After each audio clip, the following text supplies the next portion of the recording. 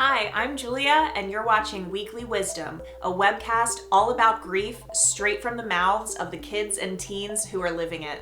Let's hear their wise thoughts about this week's question.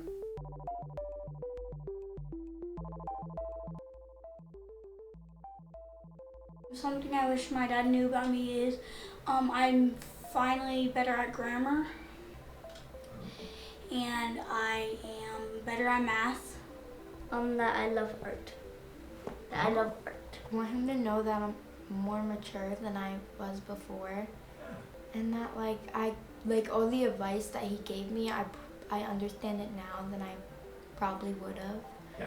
And all the things that he talked about, I understand now. That I do guitaring and I'm a really nice person. The whole thing with grief has reshaped me as a person, not necessarily physically but mentally.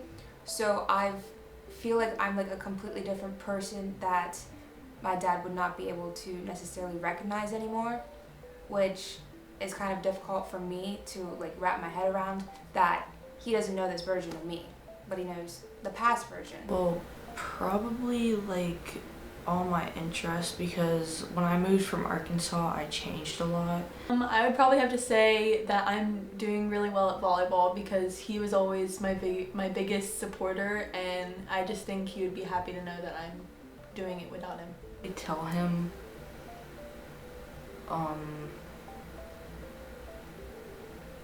what I wanted to dress like, because honestly he never got the image of me dressing in my Sanrio character shirts in 3rd grade with jeans. I can't believe I wore that. I'm still very caring and kind, people would say, so he would remember that, but the strength and courage that I've had to build has definitely changed. It might be that when our loved ones were still alive, we were still making fashion faux pas and struggling in math class. That's why we say bereavement is a lifelong process.